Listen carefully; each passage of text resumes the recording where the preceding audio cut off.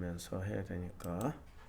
자, 오늘 말씀은 신명기 23장 우리 어제까지 했던 우리가 18절까지 했죠. 19절부터 내가 형제에게 구워주거든. 뭘 구워줘요? 구워주면 이자를 받지 말지니 이자는 받지 마라. 곧 돈의 이자, 식물의 이자, 이자를 낼 만한 모든 것의 이자는 받지 말 것이라. 이런 말씀을 들으면 우리는 이자를 받으면 안 되겠구나, 기독교인은. 근데 세상에서 이자놀이 제일 잘하는 사람들이 누군지 아세요? 유대인들이죠. 하지 말라는데 제일 열심히 하고 있잖아요. 그 다음에 기독교인들, 영국놈들, 앵글로색슨족들. 지금 성경의 말씀대로 문자 그대로도 안 살고 있고 내용도 모른 채 살고 있는 거죠. 자, 이게 지금 그런 이자를 말하는 것인지 아니 도덕윤리 어떤 걸 말하는 건지 아니면은 실제로 이게 가나안 땅에 들어가서 이자를 받지 않고 이러면은 가나안 사람들이 가마 감동 받아서 유대교로 개종하고 유대교가 아름다워지는지 그런 목적으로 지금 이런 말씀을 하신 건지 지금 우리가 생각해 봐야 될 문제인 거죠. 근데 현실 세계는 어때요? 이자놀이에 가장 밝은 사람들이 유대인들인 거죠. 그것이 소설로도 나왔잖아요. 베니스의 상인에서 내 살을 베어가 뭐 이런 식으로. 자, 타국인에게 내가 구워주면 이자를 받아도 돼요. 지들끼리는 이자도 안 받아도 됩니다. 예? 도대체 이 이자가 뭐길래 형제에게서는 이자를 받지 말고 타국인에게서는 반드시 이자를 받아야 되는 거죠. 내 형제에게 구워주거든 이자를 받지 마. 형제에게는. 그리하면 내 하나님 여호와께서 내가 들어가서 차지할 땅에서 내 손으로 하는 범사에 복을 내리시리라 라고. 창문 다 닫으셨죠? 예. 저 커튼 뒤에 창문. 예. 소리가 엄청 크게 들어와서. 그래서 내 손으로 하는 범사에 복을 내리시리라 라고 이렇게 말씀하고 있습니다. 예. 그래서 내 하나님 여호와께서 서원하거든 이제. 그런데 이자를 누가 서원해요? 예, 다 닫혔어요. 예, 거긴 제가 닫았습니다. 쫙쫙 열려 있었는데. 내 하나님 여호와께서 서원하거든 어떻게 해요? 하나님이 서원하면 갚아라 이 말이에요. 갚기를 더디하지 말라는. 얼른 갚아라. 내 하나님 여호와께서 반드시 그것을 내게 요구하리니 더디면 그것이 내게 죄가 되리라. 그러니까 이자 갚는 기준이 절대 기준은 뭐예요? 형제에게 구워주거든 받지 마 했어요. 근데 타국인에게 구워주면 이자 받아도 돼. 그러나 또다시 형제에게 구워주거든 이자 받지 마. 이렇게 분명히 말을 했는데, 근데 절대 법칙은 뭡니까? 하나님께 여호와께 서원하거든 반드시 갚아야 돼. 얼른 갚아야 돼. 그래서 내 하나님 여호와께서 반드시 그것을 내게 요구하시리니 더디면 그것이 내게 죄가 되리라. 그러니까 서원하면 어떻게 해야 돼요? 형제든 누구든 상관없이 무조건 갚아야 돼요. 그리고 여기서 이자라는 여기서 말씀하고 있는 이자가 뭔지, 그다음에 여기서 말씀하고 있는 서원이 뭔지를 알면 해결될 문제겠네요. 그래서 이제 서원을 좀 더 알아보자고요. 내가 서원하지 아니했으면 어떻게 돼요? 예, 서원을 안 하면 무죄예요. 근데 서원을 했으면 반드시 갚아야 되는 사건이 되는 겁니다. 자, 23절. 이제 23절부터는 다른 사건이에요. 포도원 사건인데 서원이 나와서 계속 읽을게요. 내 입으로 말한 것은 그대로 실행해라 하라고 말씀하고 있어요. 반드시 해라. 무릇 자원한 예물은 내 하나님 여호와께서 내가 서원하여 입으로 언약한 대로 행할지니라. 자원한 것, 서원한 것. 서원한 건 반드시 하라는 말씀이에요. 그리고 내 이웃의 포도원에 들어갈 때는 마음대로 그 포도를 배불리 먹어도 되느니라. 그러나 그릇에는 담지 말 것이고.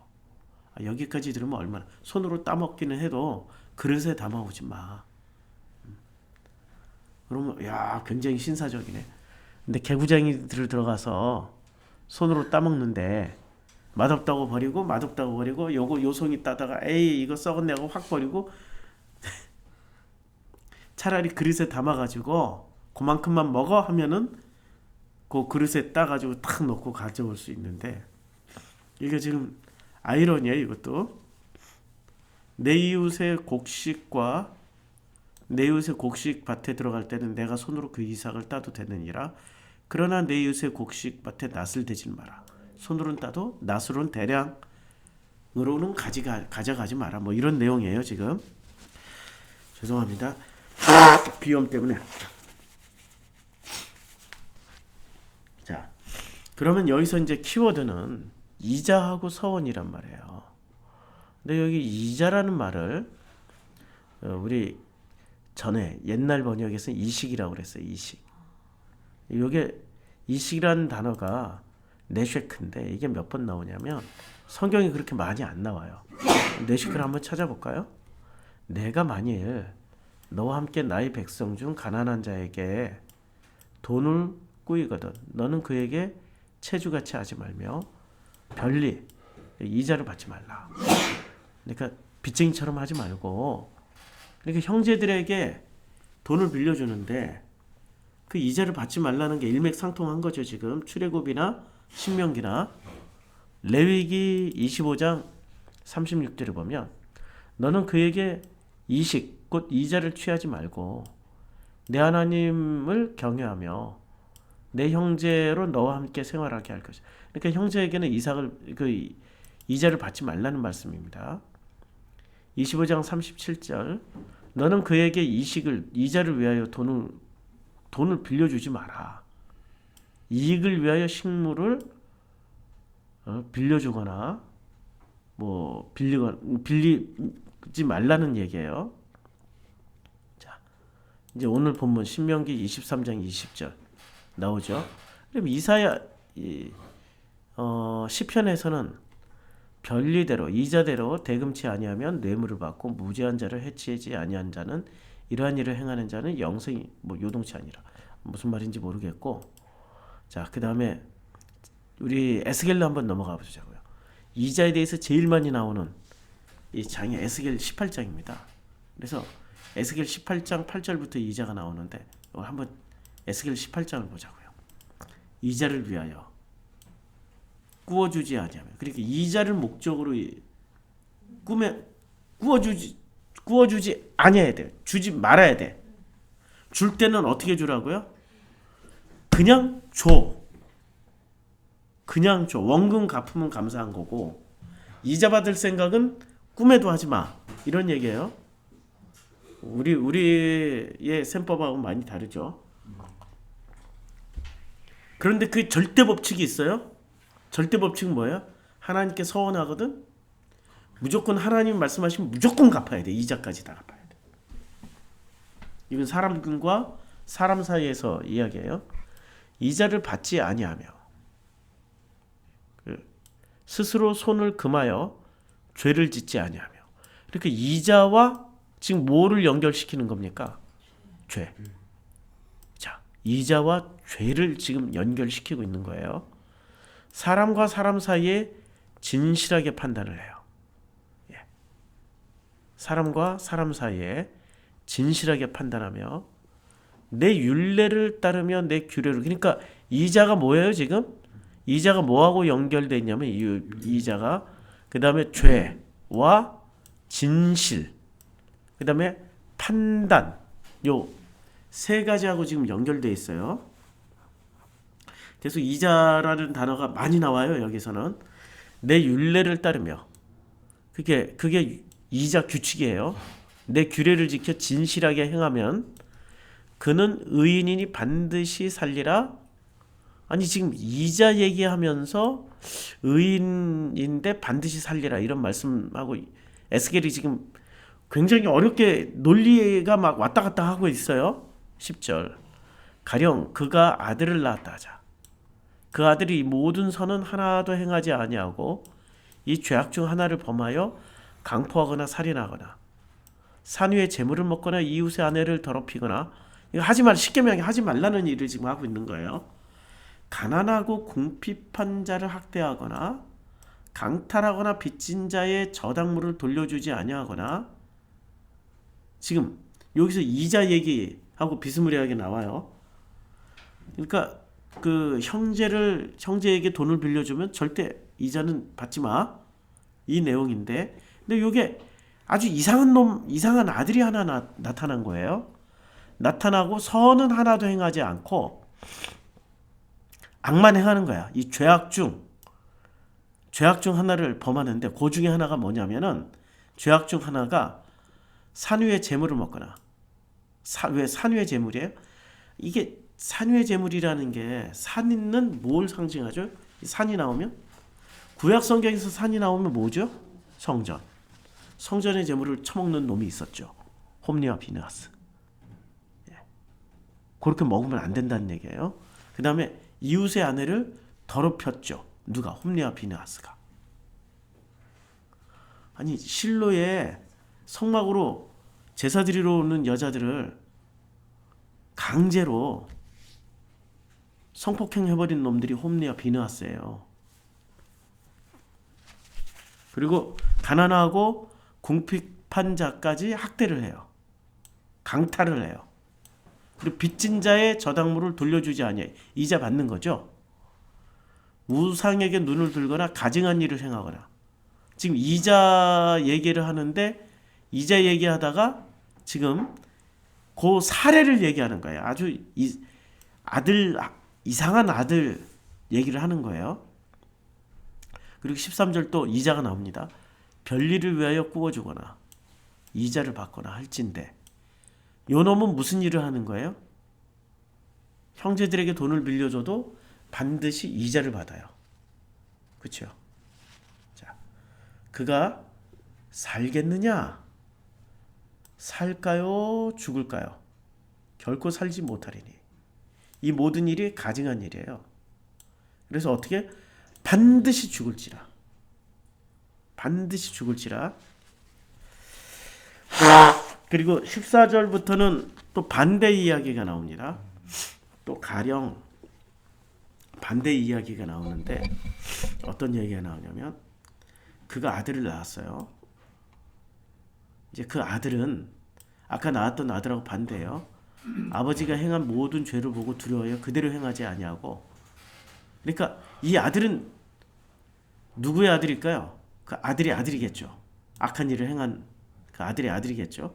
산 위의 재물도 먹지 아니하고 이스라엘의 족속의 우상에도 눈을 돌리지, 이웃의 아내를 더럽히지도 아니하고 사람을 학대하지도 아니하고 저당을 잡지도 아니하고 강탈하지도 아니하고 줄인 자에게 음식물을 주며 벗은 자에게 옷도 입혀주고 손을 금하여 가난한 자를 압제도 아니하고 별리나 이자를 받지. 완전히 반대죠. 여호와의 규례를 지키며 율례를 행할진대 이 사람은 그의 아버지 죄악으로 죽지 아니하고 반드시 살겠고. 그렇죠?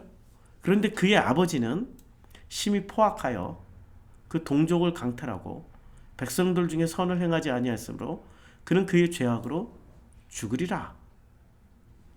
자, 그런데 너희는 이르기를 아들이 어찌 아버지의 죄를 담당하지 아니하겠느냐. 이거 좀, 그러니까 아버지는 악하게 살고 아들은 반대로 착하게 살아요. 지금 이자 얘기를 하는데, 이자 얘기의 실제 사례. 그러니까 이 이자라는 단어에 여기 어디 있어요? 이 별리. 이게 이 네쉐크라는 단어의 해설판이 에스겔서 18장에 나온다는 거예요. 설명하고 있는 중에 네쉐크 이자에 대해서. 아들이 정의와 공의를 행하면 내 모든 율례를 지켜 행하였으므로 그는 반드시 살해. 아버지 죄를 대물림하지 않는다라는 거예요.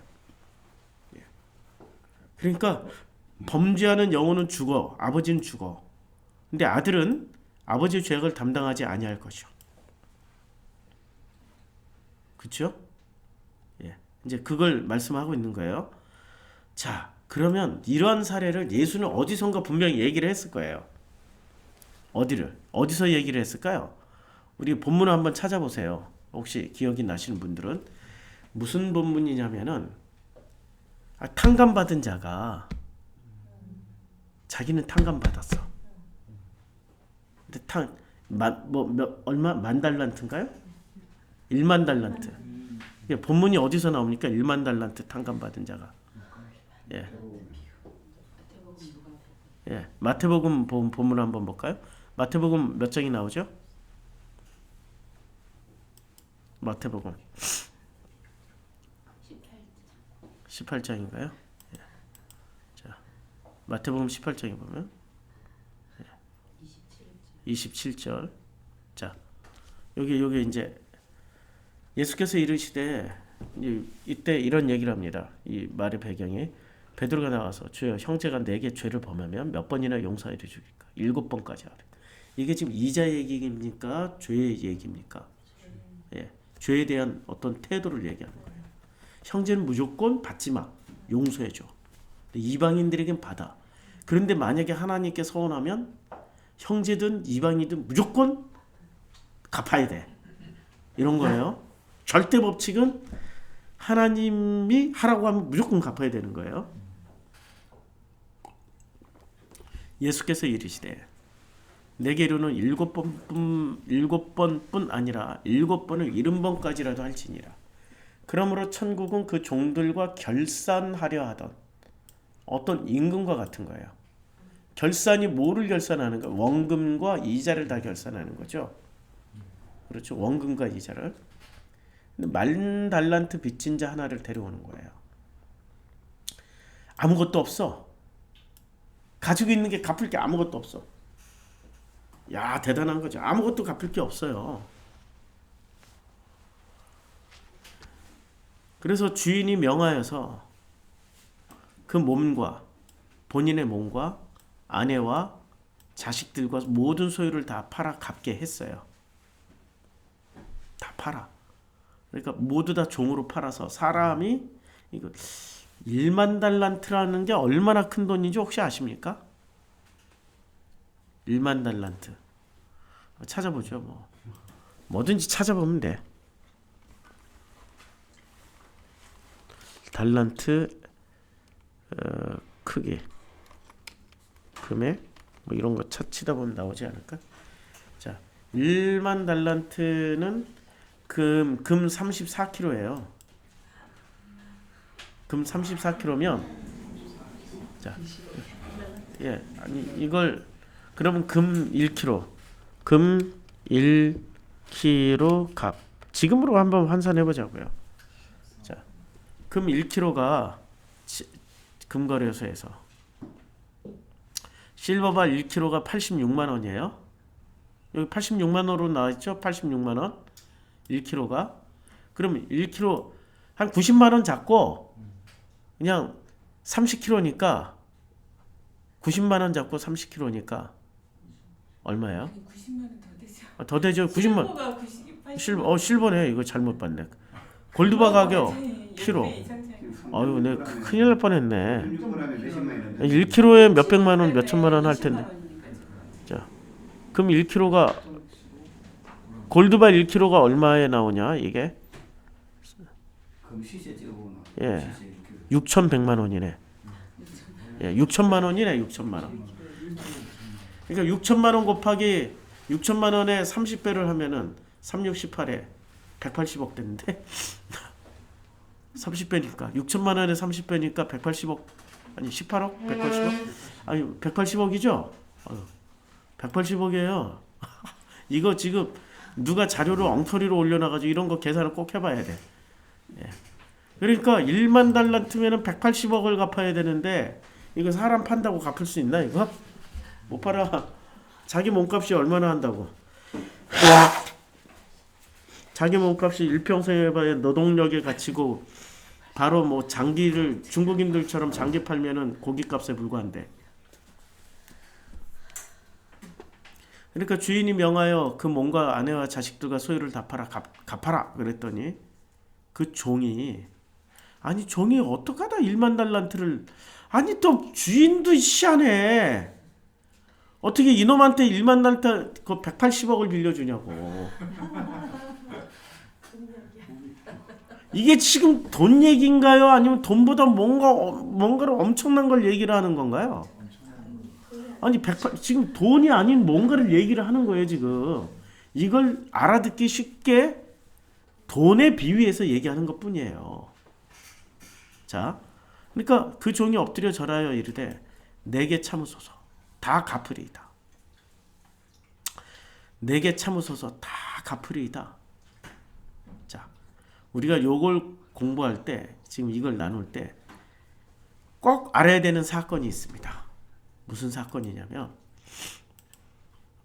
마태복음의 5장에서 나오는 심령이 가난한 자는 복이 있다. 그러면 이 가난에 대해서 이 사람 지금 아무것도 없어요. 갚으려고 봤더니 아무것도 없어. 이게 가난한 건가요? 부유한 건가요? 지금 이 사람은 가난한 건가요? 부유한 건가요? 아무것도 없으니까 가난한 건가요? 부유한 건가요? 헷갈리지요?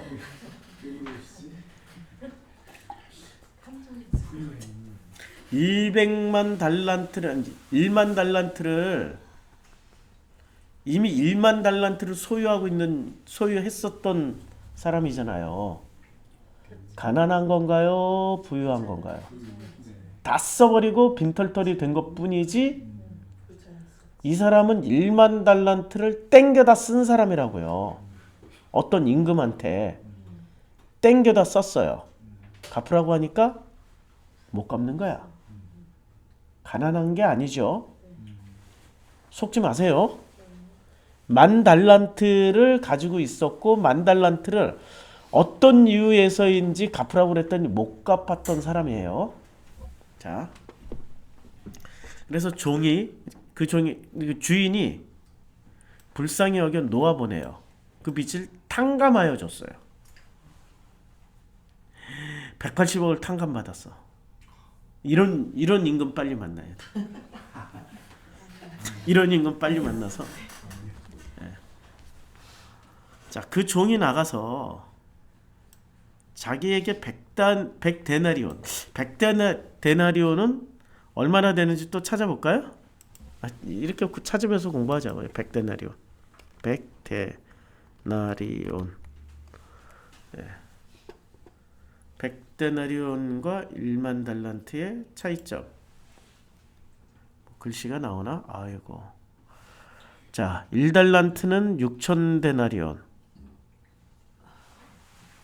1만 달란트는 6천만 데나리온. 1데나리온은 하루 품삯. 이렇게 나오네요. 뭐 대충 이렇다 치고. 그럼 100데나리온은 이 사람은 지금 1만 달란트 그러니까 6천만 데나리온을 탕감받은 사람인데 6천만 데나리온이에요. 엄청나게 탕감받아서 6천만 데나리온을 탕감받았는데 이 사람은 겨우 100데나리온 빚진 동료 한 사람을 만나 붙들어 목을 잡고 이래 빚을 갚아. 빚 갚아. 이런 거예요. 그 동료가 엎드려 간구하되 나에게 참아주소서 갚으리이다. 그러니까 이 인간은 뭐 했어요? 1만 달란트 받아가지고 뭐 했는지 나오잖아요. 이자놀이 하고 있었어 이 새끼가 이거. 근데 이게 받으라고 했더니 돈 내라고 했더니 깔려는 있지 현금화가 안 된 거야. 개 같은 놈. 예. 수중에 돈만 없을 뿐이지. 근데 깔아놓은 게 많은 거야. 제가 욕을 너무 심하게 했나?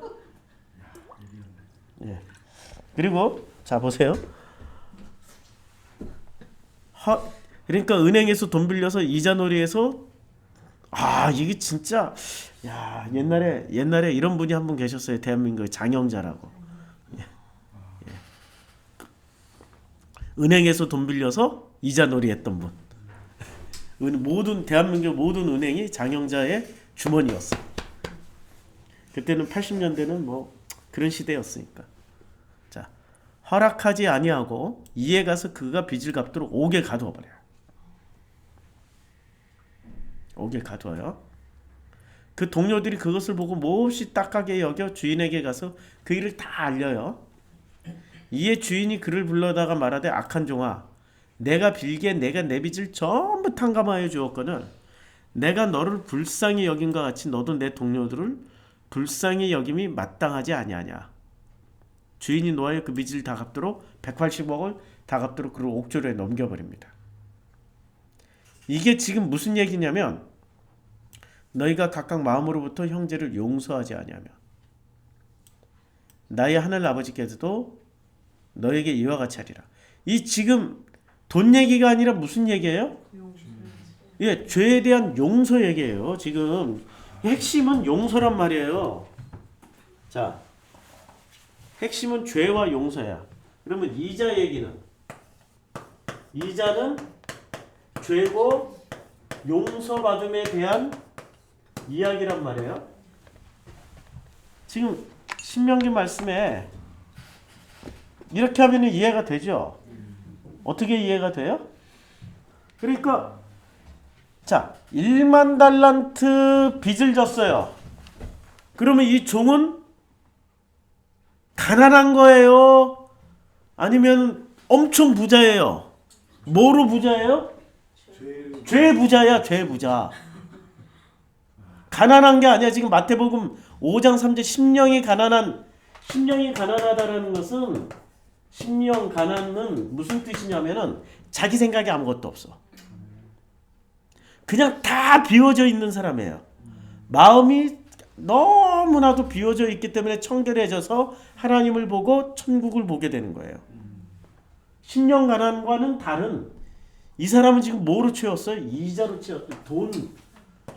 그러니까 왕에게 구워서 쓴다라는 것은 일종의 갚기 전까지는 이 사람은 반드시 갚아야 되는 그 개념은 뭐로 설명하냐면 죄. 죄를 지었으면 죄는 반드시 죄값을 치러야 된단 말이에요. 지금 요 기본 패턴이 뭐예요? 지금 이자, 죄, 용서의 패턴이 선악 구조란 말이에요. 심령이 가난하면 선악 구조에서 어디로 넘어가 버려요? 진짜 심령이 가난하면 생명 구조로 넘어간다고요. 선악 나무에서 생명 나무로 넘어가는 이런 구조를 지금 마태복음 대조에서 보여주고 있단 말이에요. 자, 여기까지 보면은 그러면 요 인간은 얼마를 빚졌어요? 180억 원이었죠. 그러니까 죄를 돈으로 계산하니까 쉽죠. 예. 그런데 요 180억은 탕감받은 인간이 지금 얼마예요? 뭐 100다나리온이니까 10만 원씩 100다나리온이면 얼마예요? 한 1000만 원 정도 되겠죠. 10 곱하기 100이니까 1000만 원 정도. 겨우 1000만 원 가지고 이거 빚 갚으라고 탕감 안 해줘. 용서를 안 해준다는 얘기죠. 180억 원어치나 용서를 받은 사람이 1000만 원어치의 죄값은 꼭 치르라고. 그러니까 선악지식에서 지금 이 왕의 의도는 뭐예요? 야, 선악 흙과 배 옳고 그름 이것을 인과응보로 생각하지 말고 그냥 생명으로 넘어가. 내가 너를 탕감해 줬으니까 너 가난하잖아. 가난해졌으니까 넘어가 라고 했는데 어떻게 해요?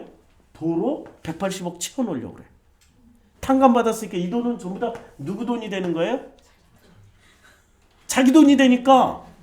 막 자기 돈이 아닐 때는 뭐 갚으라고 쫓아다니지 않아도 돼. 임금 돈이니까. 근데 이게 탕감 받는 순간 180억은 누구 돈이 돼요? 자기 돈이 되는 거죠. 그러니까 180억 깔아놨잖아. 이자놀이 하던 놈이잖아. 그러니까 이거 받으러 다니는 거야. 그러니까 이 사람은 죄를 뭐로 생각하고 있었어요? 실제로 죄를 뭐로 생각했어요? 자기 자신의 성공과 출세와 자기의 욕망을 이루는 어떤 걸로 생각했단 말이에요. 그러니까 돈 이꼴 뭐가 된 거예요? 180억이라는 이 1만 달란트라는 돈 이꼴 자아 성취를 본 거예요. 그치요? 자아 성취. 이게 뭐예요? 이게 선악지식에 기반한 종교란 말이에요. 성경은 일관되게 얘기를 하고 있어요. 도로 뭐를 챙겨 먹냐? 자아 성취를 위해서 선악지식을 도로 챙겨 먹어요.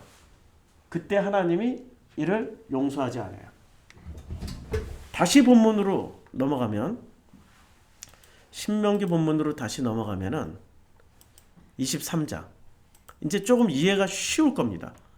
자, 23장 형제가 내가 형제에게 구워주거든 받으면 안 돼요. 우리가 줄 때 뭐를 줘야 돼요? 이게 줄 때는 우리가 줘야 되는 게 생명, 심령 가난한 진짜 생명을 줘야 되는 거란 말이에요. 그렇죠? 생명을 줘야 되는데 생명을 주고 받을 때는 이자를 받지 말면 돼요. 근데 돈의 이자, 식물의 이자, 이자를 낼 만한 모든 것의 이자는 받지 말아야 돼요. 근데 타국인에게 내가 꾸면 이자를 받아도 되거니와 그러나 내 형제에게 구워주거든 이자는 절대 받지 마. 그런데 하나님 여호와께서 내가 들어가서 차지할 땅에서 내 손으로 하는 범사의 복을 내릴 거니까 범사의 복을 내린다라는 게 무슨 말이에요? 아니 지금 가나안 땅에 들어가는 게 이 사람들이 1만 달란트를 벌러 들어가는 건가요? 1만 달란트를 탕감 받으러 들어가는 건가요? 관점이 그거죠. 탕감 받으러 들어가는 거예요. 여호와의 뜻대로 가나안 광야에서 가나안 들어갈 때는 내 뜻대로 마옵시고 아버지 뜻대로 하시옵소서라는 것을 실천하기 위해서 들어가는 거잖아요. 그래서 여리고성 최초로 만난 그 강대한 여리고성을 허물 때는 자기들 계략과 노력으로 허물어요. 아버지의 뜻대로 허물어져요. 아버지 뜻대로 허물어진단 말이에요. 근데 두 번째 아이성에서는 자기네들의 계략과 술수로서 이겨보려고 했다가 쫄딱 망하잖아요. 그 조그만 아이성에서는. 그러니까 가나안 땅 들어가는 목적은 탕감 받으러 들어가는 거예요. 탕감 받는 순간 선악 나무 열매에서 선악 열매에서 무엇을 먹게 되는 거예요? 심령이 가난하게 돼서. 그러니까 180억을 탕감 받았으면 180억을 내 돈이다 안 하고 아이고 감사하네. 이제 탕감 받았으니까 이제부터 바닥을 쳤으니까 바닥 치고 살아야 되겠다라고 하면은 되는데 요 인간이 180억을 깔아놨다고 탕감 받는 순간 어떻게 생각을 해버려요? 내 돈이야. 그리고 내 돈 찾으러 다니는 거예요 지금. 그러니까 선악이 탕감 받으면은 생명으로 건너가는데 만약에 탕감 받았는데도 불구하고 탕감 받지 아니하고 탕감 받았는데도 불구하고 와 요거 찾아 먹어야 되겠다 하는 순간부터 생명에서 어디로 도로 넘어가요? 선악으로 넘어간다는 얘기예요. 복잡하지만 이해가 되죠. 그래서 하나님이 이거 봐. 내 하나님 여호와께 서원하거든. 이게 나오는 거예요. 이건 인간의 법칙을 얘기하는 게 아니고 하나님과 우리와의 관계를 얘기한다고 말씀하시는 거죠. 하나님과 우리와의 관계는 선악 가지고 하나님 앞에 서면은 어떻게 돼요? 탕감 받을 수도 있어. 그게 광야의 백성이 지금 가나안 땅으로 들어가는 논리하고 같은 거라고요. 요단강 지나갈 때 어디를 지나가요? 요단강 지나갈 때 아니 가나안 땅 들어갈 때 요단강 지나가죠. 제가 비염 때문에 지금 정신이 혼미해서 지금 말을 순서로 바꿨어요. 가나안 땅 들어갈 때 요단강 지나가잖아요. 근데 홍해를 지나갈 때 물세례 받고 요단강 지나갈 때 또 물세례 받잖아요. 물세례를 한 번으로 끝내요? 두 번으로 끝내요? 한 번으로 끝나지 않아요 지금 물세례가. 그러면은 홍해를 지날 때는 물세례라고 하는데 요단강 지날 때는 물세례라고 안 하죠 성경에서도. 그런데 물을 지났는데 왜 물세례라고 안 할까? 그럼 무슨 세례? 아니 홍해를 지날 때는 물세례지만 상징적으로 요단강 지날 때는 예? 성령 세례. 글씨 못 알아보시겠죠. 물세례에서 성령 세계, 그럼 물세례 받고 성령 세례까지 받았어. 그 다음에 어떻게 살아야 된다는 얘기예요? 선악으로 살아야 돼? 생명으로 살게 돼 있어요? 생명으로 살아야 되죠. 그럼 180억은 내가 탕감 받았으니 내 돈이에요? 아버지 돈이에요? 아버지께서 탕감해 주셨으니까 아버지 돈, 아버지가 손해본 거죠. 나는 손해본 게 아니죠. 나는 180억 이익 받아서 탕감 받는 순간. 근데 왜 도로 찾아먹냐고. 깔아놓은 180억 찾으러 다니는. 뭐로 찾아먹어요? 아버지의 논리로 찾아먹는 게 아니라 종교 논리로 찾아먹잖아요. 이때부터 뭐를 해요? 탕감받은 이 사람이, 아니 탕감 받았다니까 이미? 그런데도 불구하고, 탕감 받았는데도 불구하고 성령 세례까지 받은 사람들이 기도원 가서 뭐를 구해요? 예, 주시옵소서 하고 있잖아요. 누구 모습이에요? 지금 종교인들 모습이란 말이에요. 그거 얘기하고 있는 거예요. 그럴 때는 어떻게 해요? 하나님이 서원하거든. 갚기를 더디하지 말라. 반드시 갚아. 내 하나님 여호와께서 반드시 그것을 내게 요구하시리니 더디면 그것이 내게 죄가 돼. 지금 가나안 땅 들어가는 사람들에게 해주는 얘기란 말이에요. 이 사람들은 광야 40년 동안 뭐를 받았어요? 광야 40년 동안 내내 탕감 받은 사람들이라고요. 어디까지? 탕감 받은 걸 뭐로 보여줘? 1세대에게는 뼈다귀만 남기고 다 삭제당한 걸로. 그게 가난해진 거잖아요. 탕감 받은 거잖아요. 탕감 받으면 가난해지는 거잖아요. 근데 탕감 받는 순간 이 종은 무슨 생각을 해요? 180억이 내 돈이네. 거꾸로 챙겨 먹기 시작한다니까요. 그런 사람들에게는 하나님이 어떻게 한다고요? 반드시 너 갚아. 그래서 어떻게 해요? 종교적으로 열심히 살아야 되죠. 종교적으로 열심히 사는 모습이 뭐예요? 종교적 열심. 이게 율례 지키는 모습으로 나오는 거죠. 그래서 율례 지키는 모습으로 나옵니다. 그래서 아들 얘기가 나오는 거예요. 그래서 아까 에스겔서에서 18장에서 아들 얘기가 나왔죠. 어디 있죠? 성경 이렇게 무서워요. 뭐 아구가 딱 맞아 떨어지니까. 자, 그래서 이 아들이, 이게 맞나요? 이게 지금 예레미야네. 에스겔이 아니고 에스겔, 예레미야. 에스겔 맞죠? 에스겔 18장에 보면 본문에 이게 나오는 거예요. 자, 아들 둘이 나와. 아들을 낳았어. 근데 이 아들은, 첫 번째 아들은 어떻게 돼요? 아들을 낳았다 치자. 10절에 막 다의 산후의 재물을 먹거나 이웃의 아내를 이게 180억을 지 돈으로 생각하니까 다 찾아먹은 거야. 이 땅에서. 어떻게 찾아먹어요? 재물도 함부로 먹고, 이건 내 건데? 탕감 받았는데 불구하고 이건 내 건데 내가 처먹고, 홈리와 비누아스처럼 이웃의 아내를 더럽히고 가난하고 궁핍한 자를 학대해서 강탈해서 막 다 뺏어버리는 거예요. 빚진 자의 저당물을 돌려주지 아니하고 우상에게 눈을 돌리거나 가증한 일을 행하거나 이자를 위하여 꾸어주거나 이자를 받거나 할진대 그가 살겠느냐? 결코 살지 못하리라. 근데 이제 이 반대의 아들이 나온단 말이에요. 이제 그렇게 행하던 아들을 낳았어. 근데 그는 반대로 살아. 그럼 어떻게 돼요? 반드시 살겠고. 법칙이 뭡니까? 종교로 들어가면은 뭐를 하라고요? 은혜가 아니고 이때부터는 율법으로 하나님이 심판하시겠다고. 그러니까 이자를 요거는 하나님이 도니까 난 탕감 받았네. 은혜로 사네 하면은 은혜로 하나님이 다 탕감해 주시고 용서를 해 주시는데, 이걸 찾아 먹겠다고 나서는 놈에게는 뭐로 해 주겠다고요? 율법으로 심판하겠다고. 율법대로 살아봐. 네가 180억 원어치의 율법을 빚졌으니까 180억 원어치 율법을 살아. 살 수 있을까? 여기서 1원이라도 마이너스 1원이라도 되면 안 돼. 179억 9,999원이어도 안 돼. 1원 빠져도 안 돼. 1원 빠져도 안 돼. 180억을 딱 채워야 돼. 할 수 있겠냐고요. 못하겠죠? 안 된다. 이건 절대 안 되는 일이에요. 할 수가 없어요. 할 수가. 아니 이제 이 사람이 백다리론 뭐 100데나리온 뭐 1000데나리온 찾으러 다닐 거 아니에요. 찾으러 다니면 자기하고 똑같은 놈이 있을 거 아니야. 절대 안 갖고. 못 받는다니까, 그거 못 찾아 먹는다니까. 다시 본문으로 돌아와서 여기 이 메커니즘이 이해가 되십니까?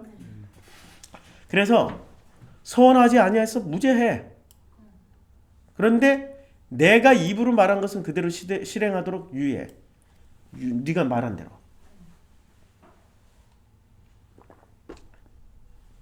무릇 자원한 예물은 하나님 여호와께서 내가 서원하여 입으로 언약한 대로 행할지니.